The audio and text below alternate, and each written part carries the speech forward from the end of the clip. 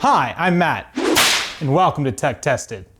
Today, I'm gonna finally update my personal rig.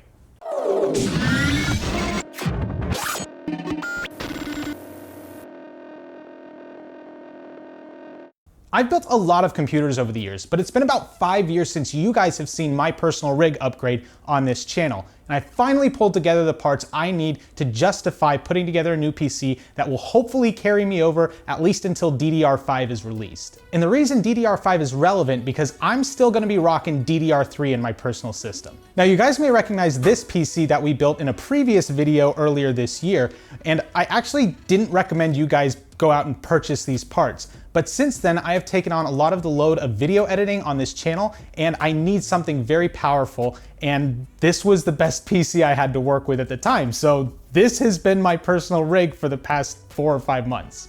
So just to get you guys up to date, this PC is rocking a Xeon E5 2690 with 32 gigabytes of RAM, and it's running my RX 5700 XT. So we've got an 8-core CPU, 32 gigabytes of RAM, and a pretty decent graphics card. And some of these parts will be migrating to my new build. Now the reason I'm upgrading from this processor is because the single-threaded performance is kind of lacking. It is a Sandy Bridge CPU, but it's only clocking up to 3.2 gigahertz on all the cores when it's fully loaded, and video editing demands a lot of CPU horsepower. The other thing I'm gonna be upgrading is the case. Now, this case is pretty bad. We reviewed it in our previous video. We'll link that in the description, but it's pretty awful. It has terrible airflow. All of my components were getting too hot, so I was actually running it with the side panel off, and you could clearly tell with all the dust that is sitting in this case. Also being carried over is my graphics cards and the hard drives. Now the case I upgraded to is quite big. Let me grab it really quick.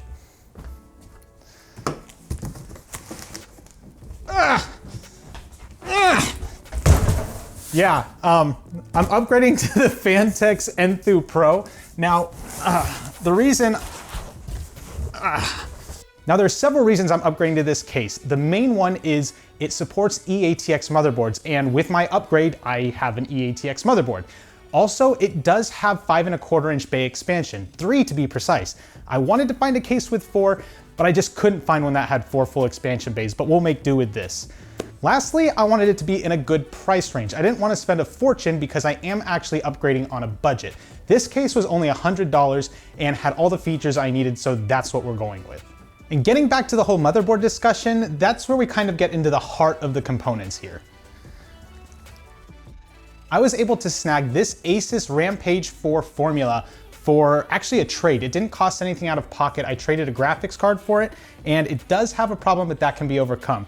And sitting in the center here is the piece de resistance for DDR3. Seriously, this is the fastest CPU you can get on a DDR3 platform.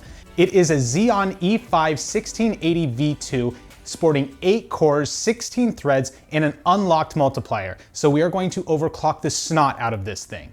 I could go into a lot of detail on this CPU, but Tech Yes City has covered this thing extensively over and over again, so I will suggest you go watch his videos. I will be doing a follow-up video on performance, but he really covers this CPU very extensively, so you should probably go check out his content. Now we are only gonna be using 32 gigabytes of DDR3, which is what I had in this system. However, we do have the option to upgrade to 64 gigabytes should we want to expand that memory capacity. That's one of the beautiful things about this motherboard. One downside is we actually can't use the memory from this PC in this motherboard because this motherboard doesn't support ECC registered memory, which is what came in our kit back in that previous video we discussed. Getting back to the 5.25-inch bay expansion, there's some things I wanted to include. I want to include a disk drive, which I conveniently forgot to bring with me. I'm gonna have to put that in later. But I did also want to put in an SD card reader. And the reason is right now I'm using a USB dongle, which is really annoying to keep plugging in and out of my PC. So I picked up this controller off of Amazon. It was about $25, and it's gonna work great with this motherboard and this system. We are also going to be including this hot swap bay in the system. Now the reason for that is I want to be able to swap boot SSDs in and out of this system to test different graphics cards and possibly different operating systems as well. Without further ado, let's get into tearing apart this old system and building my new one. All right, I gotta get my screwdriver. This is so dusty. This is really disgusting. All right. Oh gosh, I forgot how big of a nightmare this thing was. to see how dusty this thing is. Like here. That's gross. That's so gross. All right, so let's see here. This should have a slide on it. Nope.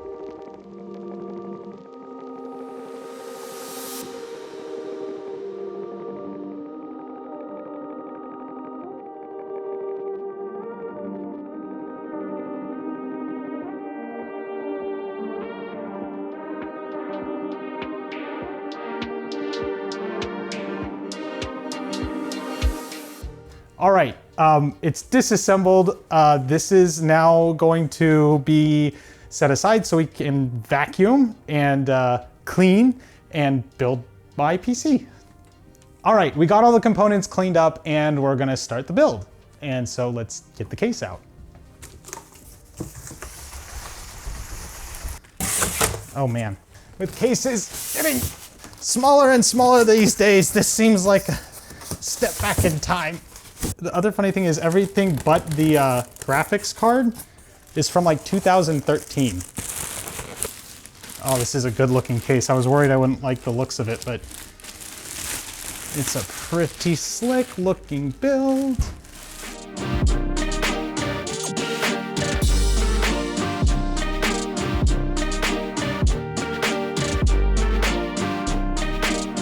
All right, so this case is massive, but as I said, it's got a lot of features that I like. It's got the expansion bays. It supports my EATX motherboard. And the last thing I'm a little worried about, although now that I'm looking at it, I'm not so worried, is I was worried that my graphics card would be too long to fit in it, but that doesn't look to be a problem. Another thing I would like to mention is I don't recommend you guys build this PC unless you already have DDR3 and can get your hands cheaply on a good X79 motherboard. The reason being is these X79 motherboards are usually quite expensive even on the used market, and you can't buy them new anymore. But I was able to get a really good deal on this motherboard, partially because there's a defect on it. That was kind of the basis for this build, and I was going to use my 3930K, but I got a good deal on this processor for $130. You can pick them up on eBay, so I figured that's worth the upgrade for the newer architecture and the extra 2 cores over the 6-core i7.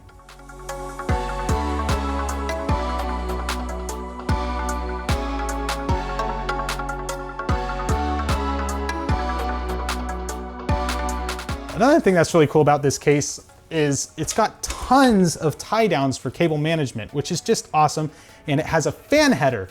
Now the reason the fan header is relevant is because this motherboard does have a defect, and that defect is that it does not detect or power any chassis or CPU fans. And it actually throws an error code when you try to boot. Now you can bypass that, but you still don't have any fans running. So this having a fan controller on the back is gonna save my butt in this build. I don't recommend doing this, but I go through so much thermal paste and I don't have a tube of it. I buy it in a tub, and I usually have a little spatula that I can scoop it out with, but that has gone missing.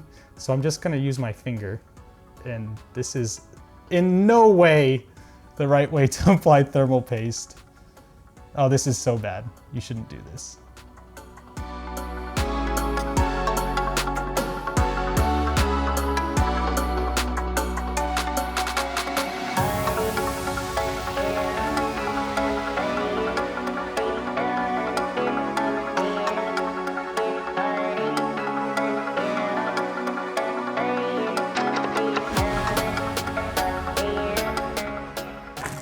All right, look at this. Oh my gosh, this beautiful box of like separated, Phanteks, you outdid yourself. For $100, as long as you don't mind a big beefy case, I don't think you can beat this.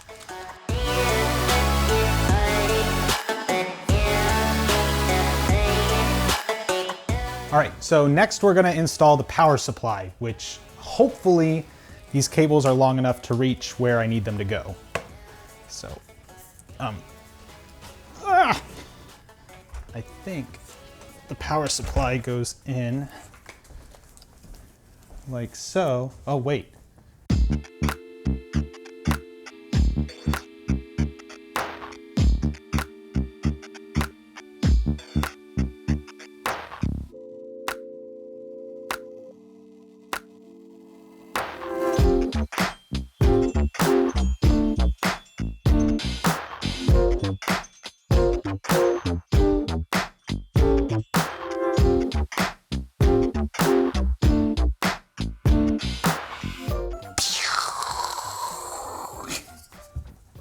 It's time to install the graphics card.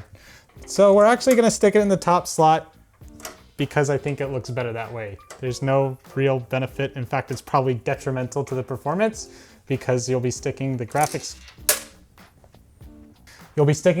card heatsink right up against the CPU heatsink, but I don't care. We're not overclocking the graphics card at all, and it's got a blower style cooler, so it's not billowing air inside the case right next to the CPU cooler.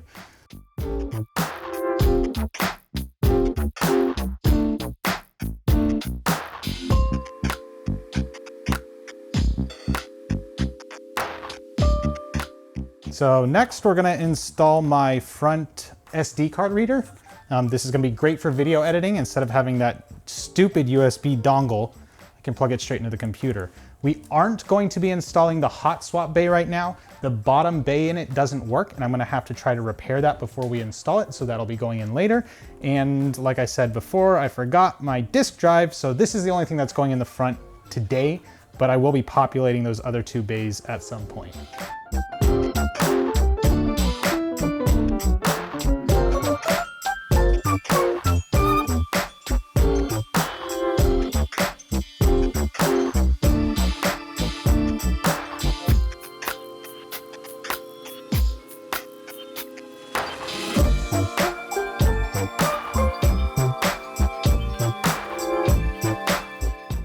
So the build is complete-ish. We have not booted it up yet. We'll do that on camera because who knows, it might not.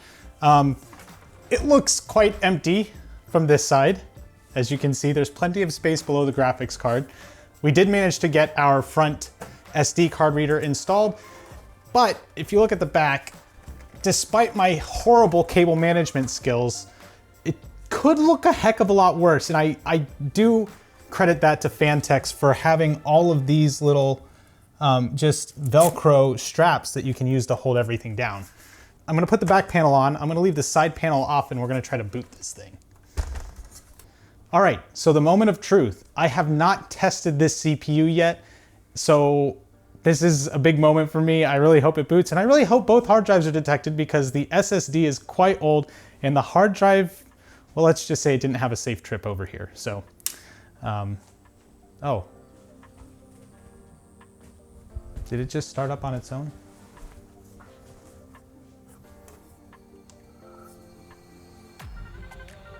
Oh gosh. Well, none of the fans are spinning, so I'm gonna shut it off and figure out how to deal with that. Well, we should see if it'll at least post. Oh! Yes! We posted! Now none of the fans are spinning, so that's a problem. A problem I hope I can solve. Where is load optimized defaults?